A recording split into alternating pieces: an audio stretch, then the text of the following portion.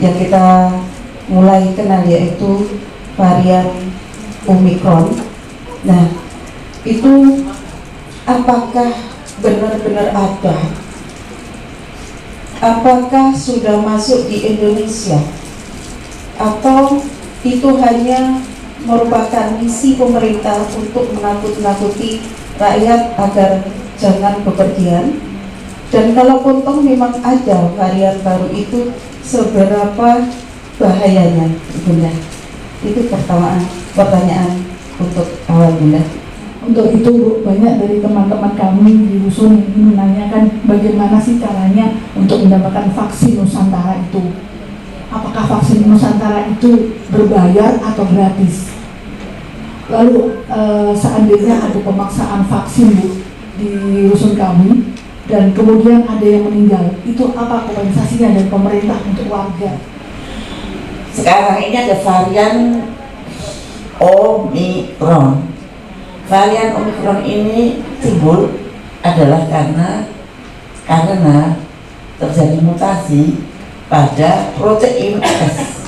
Protein itu banyak sekali di dalam virus, tapi yang menentukan protein S, protein N, dan protein O. Dan ini yang bermutasi adalah protein S. Omicron ini tidak berbahaya.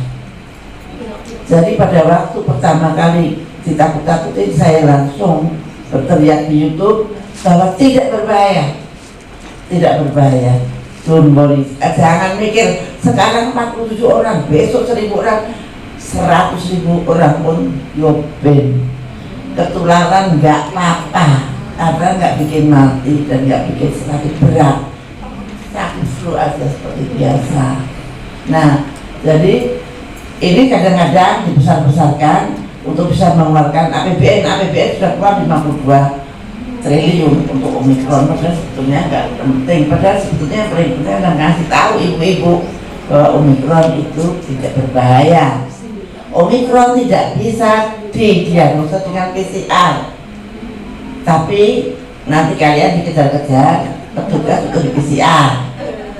Padahal Omicron hanya bisa didiagnosa dengan sequencing, dan sequencing itu lamanya adalah kira-kira 2 minggu dan harganya cukup mahal, 8 jutaan. Nah, jadi nggak mungkin di sequencing gratis toh. Nah, ini jadi Omicron anggap saja hal yang tidak menakutkan, jangan takut dengan Omicron. Nah, ini. Dan nanti ada Delmicron. Delmicron itu di mana suatu daerah ada Delta dan ada Omicron. Jadi bukan virusnya yang hybrid, tapi ada Delta dan ada Omicron. Omicron tidak akan lebih berbahaya daripada Delta. Delta kita sudah bisa melalui dengan baik. Ya, kemudian jangan takut. Ibu harus menyuarakan itu. Nah, terus yang harus hati-hati siapa? Yang harus hati-hati adalah orang-orang tua yang punya komorbid, punya sakit gula, punya sakit apa, umurnya sudah lebih dari 70 tahun. Nah, itu harus hati-hati. Kemudian pertanyaan kedua Bu Agustina, anak-anak 6-11 tahun wajib vaksin. Ini sangat memprihatinkan. Saya belum mendapat jalan keluar bagaimana supaya anak-anak itu tidak divaksin. Nggak ada gunanya vaksin. Vaksin dan Omicron tidak ada hubungan. Omicron justru paling tinggi di UK, di Inggris, pada kelompok yang sudah divaksin 3 kali booster. Sekarang Israel mulai booster kedua, jadi 4 kali vaksin. Nah, apa orang dicublesi vaksin terus? Ya, inilah keprihatinan kita. Rakyat tidak bisa milih, saya milih vaksin yang ini. Vaksin ada beberapa macam, tapi pada prinsipnya ada 2 macam. Vaksin yang dibuat dari virus yang dilemahkan, ini adalah konvensional vaksin seperti Sinovac, Sinopharm. Ini keberbahayaannya sudah diketahui, tidak terlalu menakutkan.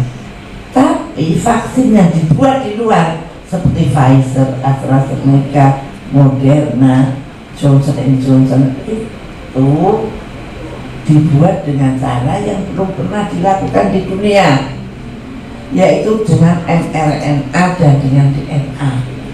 Efeknya terhadap manusia belum pernah diketahui, tapi disuntikkan ke seluruh dunia. Nanti akan ketahuan setelah 2 tahun atau 5 tahun. Kita beruntung dapat vaksin Sinovac. Astra yang buat luar negeri ya pun. Apa? Astra yang untuk luar negeri ya pun ya. Yang luar negeri itu beda caranya bikin, pakai DNA, pakai RNA. Padahal DNA itu kan kode yang paling pribadi untuk kita. Misalkan ada kecelakaan kapal terbang, terus ini siapa sih? Ini si Pfizer atau si Pfizer? Dia ada DNA-nya. DNA itu betul-betul adalah,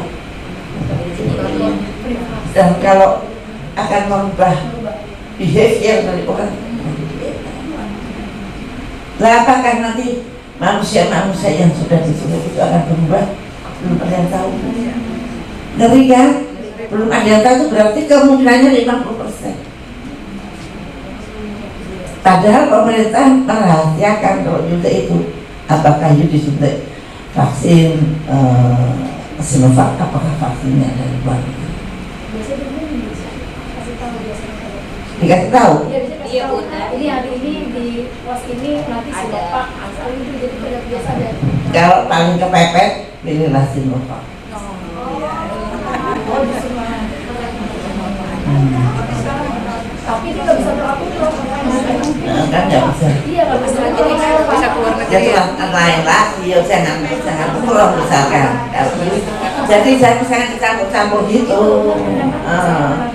Kalau Anda terpaksa karena mau umroh, terpaksa karena mau sekolah, terpaksa karena pengen ke mall, ya jalani, tidak bisa melawan pemerintah. Itu loh. Tapi kalau Anda masih mau ngeles, ngeles ya pakai dan campur-campur. Kalau gimana yang umroh harus nurut. Bilang aja Kalau nggak kayak nurut gitu. ya nggak diterima di Arab Saudi. Yang bikin aturan Arab Saudi bukan Indonesia. Beda hal. Vaksin Nusantara itu sebenarnya paling baik, gratis Bu, vaksin Nusantara. Nanti insya Allah setelah Januari baru akan untuk umum. Nah kalau vaksin Nusantara itu Anda tidak dimasukin tidak dimasukin virus. Kalau vaksinasi biasa Anda dimasukin virus, tapi untuk vaksin Nusantara tidak. Jadi darah Anda diambil 40 cc, darah itu kemudian ditreatment, dipisahkan dendritic cell-nya. Dendritic cell-nya itu adalah kopassus dari daya tahan tubuh kita. Dendritic cell-nya dipisahkan dan kemudian ditreatment, dikasih makanan. Ini kopassus itu supaya kuat, kasih vitamin. Setelah itu diadu dengan virus. Virus apa? Kalau sedang delta ya delta, kalau sedang apa virus COVID. Nah setelah diadu, virus COVID-nya mati. Nah dendritic cell-nya sudah bisa motret, sudah bisa membuat cara untuk mengalahkan dia. Dengan cara itu kemudian dendritic cell dikembalikan suntik ke kita dan virusnya dibuang. Jadi kita tidak dimasukin virus sama sekali. Itu sebenarnya jalan keluar yang sangat luar biasa untuk menangkal virus-virus yang berbahaya, vaksin-vaksin yang sebetulnya berbahaya. Nah itu makanya nanti kalau milih presiden, cari presiden yang bisa dipercaya. Tuh. Jadi jangan khawatir bahwa ternyata terjawab kepada pasien-pasien COVID yang meninggal itu sudah tidak ada virusnya. Virus COVID itu umurnya pendek.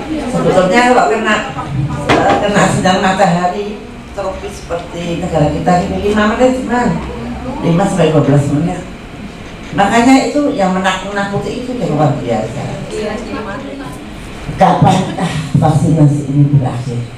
Nah, kalau pemerintah menghentikan program vaksinasi, maka vaksinasi yang berakhir. Cuma itu harapan kita. Tetapi kalau vaksin ini tetap mendatangkan uang yang menguntungkan mereka, bukan pemerintah ya, oknum-oknumnya, pasti mereka dengan cara apapun juga akan membuat vaksinasi ini terus. Seperti di Israel sekarang yang keempat, kita baru akan ketiga, Israel baru keempat. Jadi nanti ada saja alasannya, suntik lagi dan suntik lagi. Sekarang di Indonesia juga ada beberapa pabrik berdiri untuk membuat vaksin. Salah satunya ya kepunyaan mereka juga, punya oknum-oknum yang membuat kebijakan tersebut. Nah kalau dia itu bikin pabrik besar begitu, pasti dengan harapan kan pasti untung. Nah untung pasti harus produksinya banyak. Produksinya banyak berarti harus untuk nyebelesin rakyat. Di Aceh itu nggak bisa bikin vaksinasi karena diserang oleh penduduk di situ, diberantakin. Ya, dikirainnya datang pada mau suntik, ternyata ayo ibu-ibu bapak-bapak ngeroyok petugas.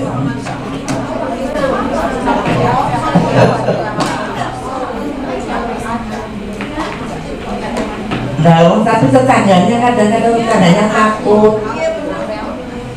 Yang berani cuma ibu tadi. Dan pemerintahnya juga menghargai yang tidak mau divaksin, ya sudah nggak divaksin. Karena ada hak asasi manusia itu pasti kan nggak ada. Kadang-kadang ancamannya bunda, nggak bisa buat surat ini, surat itu. Iya.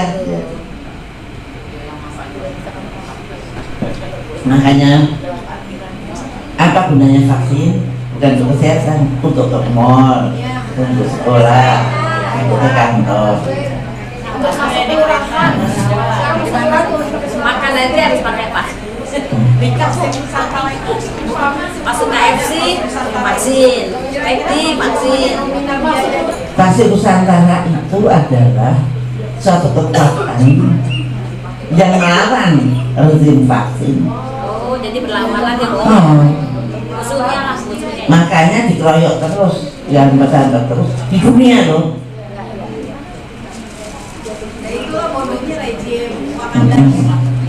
Sebetulnya begitu obat sudah ditemukan oleh WHO, kan ditemukan molnupiravir, dan Indonesia sudah mau beli. Kalau obat sudah ditemukan, maka pandemi itu sudah bukan pandemi lagi. Pandemi itu adalah penyakit menular yang meluas dan obatnya belum ditemukan. Sekarang obatnya sudah ditemukan, mestinya nggak perlu PCR, nggak perlu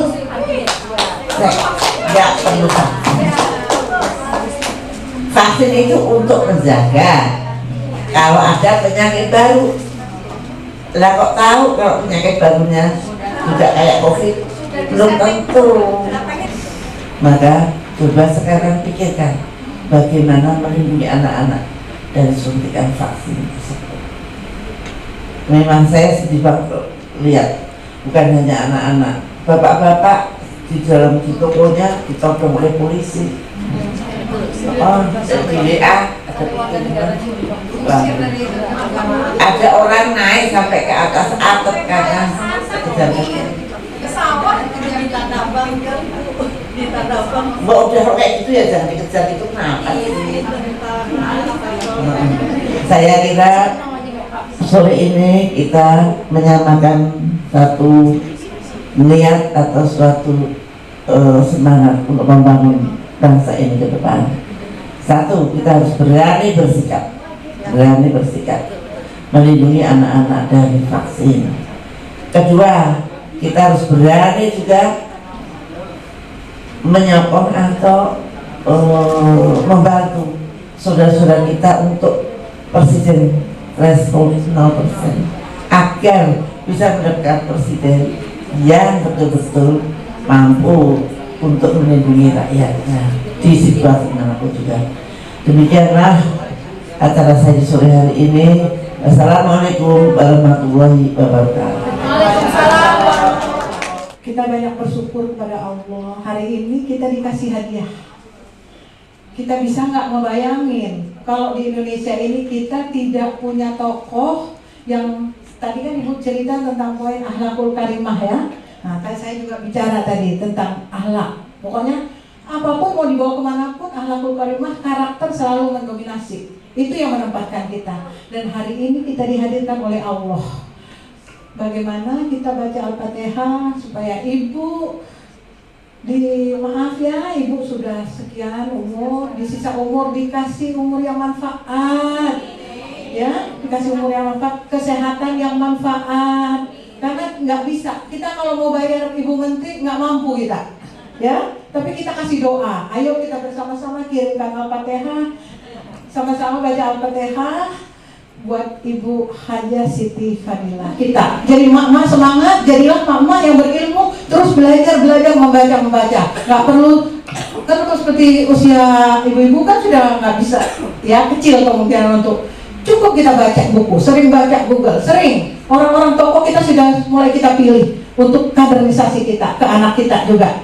Oke, assalamualaikum warahmatullahi wabarakatuh.